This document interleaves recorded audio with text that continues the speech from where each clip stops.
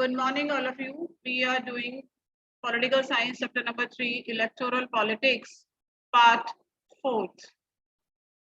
And now we are doing System of Elections in India. As we have already discussed few points like electoral constituencies, reserved constituencies, and voters list. A little bit difference between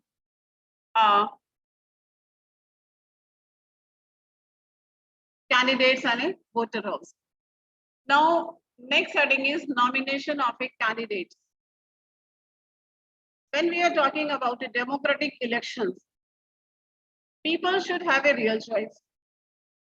And this can happen when at least 2 or more candidates are contesting the elections. An Indian citizen, age should be minimum 25 years, can contest the elections. But there are some restrictions on criminals, etc. But that can apply in very extreme cases. And if we are talking about candidates, nomination of candidates, political parties nominate their candidates who get the party symbol and party support also. And party's nomination is called party ticket also. The candidate has to fill a nomination form and give a security deposit also. That is in the form of money.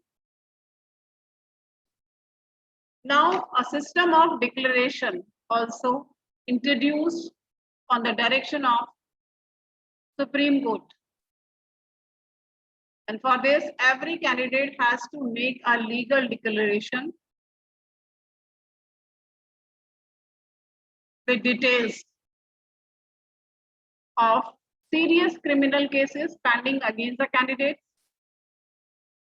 details of the assets and liabilities of the candidates, and his or her family.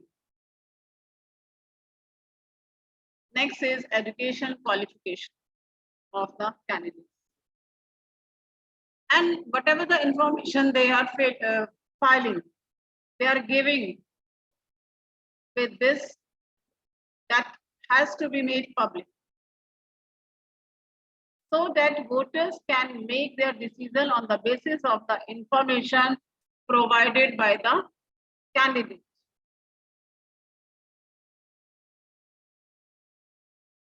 Now, one question arises, why is there no education qualification for holding such an important position? और जबकि दूसरी तरफ हम बात करते हैं किसी भी जॉब के लिए minimum educational qualification is needed. So educational qualification are not relevant to all kinds of jobs.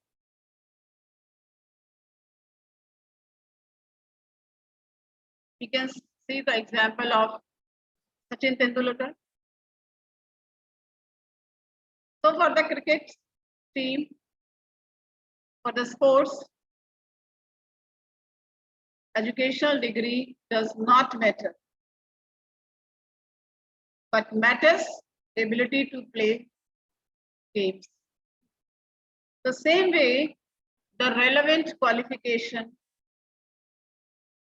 for being an MLA or MP is the ability to understand people's concern, problems, and to represent their interests. Because for their examination, because they are examined by lakhs of examiners, that is, we, the people of India, we, the voters, after every 5 years. So this is the nomination of candidate. And after this,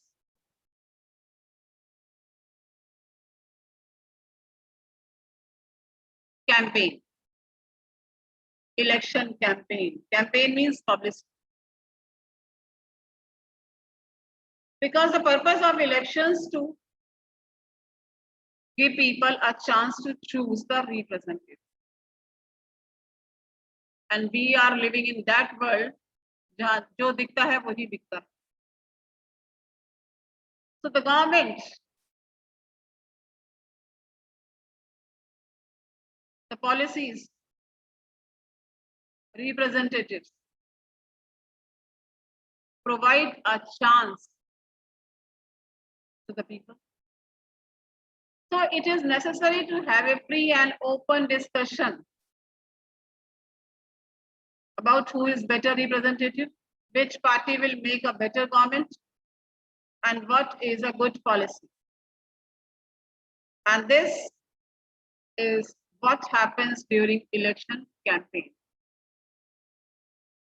Election campaigns in India take place for 2 weeks, starting from the declaration of the final list of the candidates of polling. Polling means election. And concluding 48 hours before the date of polling. During this campaign, जैसे हमने starting में we have discussed about a case study, assembly election in Haryana. Candidates reach out to the voters, political leaders hold election meetings and rallies for informing the voters about their policies and persuading them to vote for them. And the main purpose of election is to give people chance to choose a representative, the government.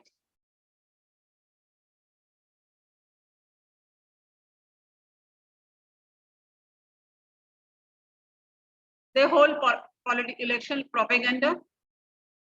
Sorry. And now here we will discuss some successful slogans used during campaigns.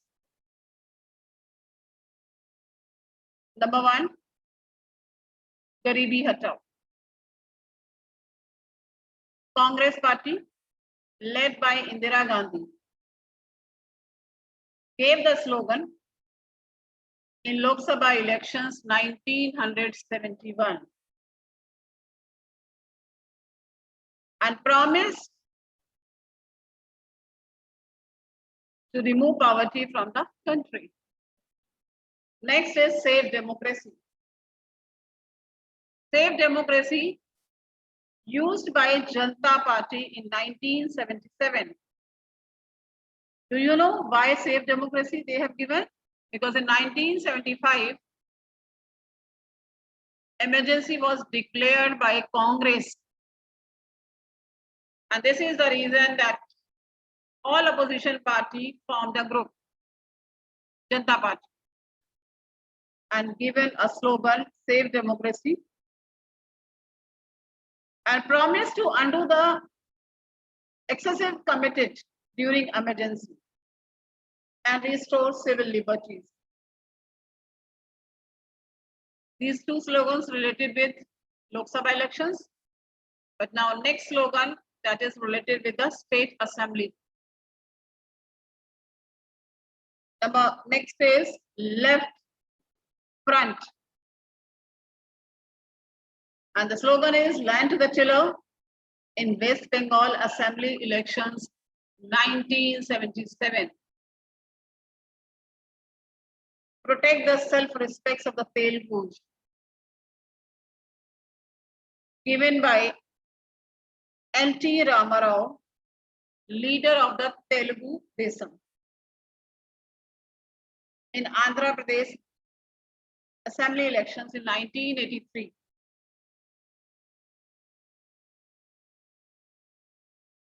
In a democracy, it is best to leave political parties and candidates free to conduct their elections, campaigns the way they want to. But still, sometimes necessary to regulate campaigns to ensure that every political party and candidates gets a fair and equal chance to compete. So there are some election law. According to them, no party or candidate during the election campaign, they cannot use, that is bribe, that means rishwat, कोई लालच नहीं दे सकते, threaten, डरा नहीं सकते, so bribe or threaten the voters. Next, influence the voters in the name of religion. That means on the name of caste or religion, they cannot ask about votes. They cannot use government resources for election campaign. And they cannot expand more than 25 lakhs rupees for the Lok Sabha election and 10 lakhs for the assembly elections. And if they do so, अगर ऐसा करते हैं, their elections can be rejected by the court.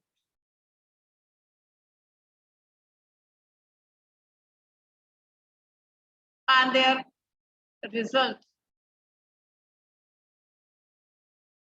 if the result has declared, still after that it will be rejected. Except this, all the political parties in our country agree to a model code of conduct. That means again some guidelines, some rules and regulations for the election campaign. And according to this model code of conduct, no party or candidate can use any place of worship. That means no religious place will be used for election propaganda. Publicity के लिए use नहीं करेंगे. No party or candidate can use government vehicles, aircrafts, government officials for elections. And once the election date is announced, ministers shall not lay down. They cannot take policy decision or start any big projects. The next is last point, that is polling and counting of votes. Polling means election day. This is the final stage of an election. When the voters cast or poll their vote. And normally it is called election day. Or we can say polling day also. A person with his name on the voters list can go to a polling booth, get identified by the officials, get the mark on his finger, and cast the vote for the candidate of his choice. Normally, polling booths situated in a local school or a government office. Agents of the candidates are permitted. Any whosoever candidates are contesting the election,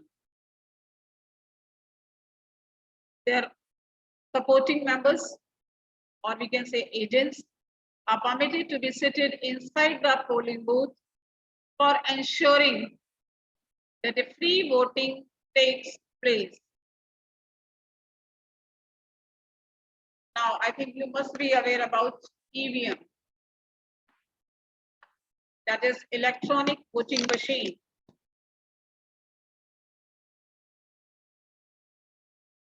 Are used for casting votes. Earlier, the voters used to indicate a vote by putting a stamp on the ballot paper. Now, what is ballot paper? Ballot paper is a piece of paper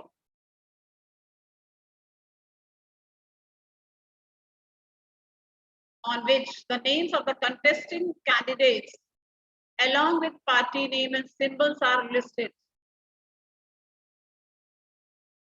But nowadays, new method, that is EVM, are used to record votes. Now you can see this is the EVM machines. All the voter has to do to press the button against the names of the candidates she wants to give her vote. Once the polling is over, all the EVMs are sealed and then taken to a secure place. And few days later, that is fixed by Election Commission, all the EVMs from a constituencies are opened and the counting of votes begin after few days of election.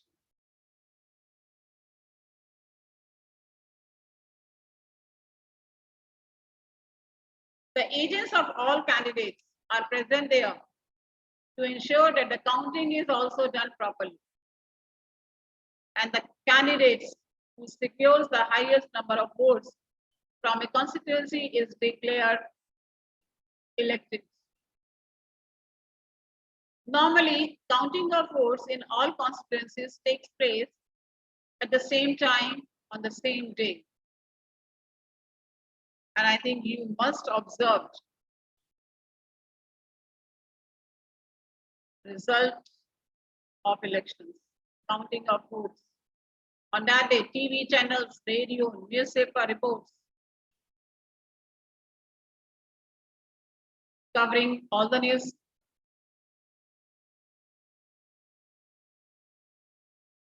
Within a few hours of counting, all the results are declared. And it becomes clear as who will form the next government. Okay, so now this was the system of election in India.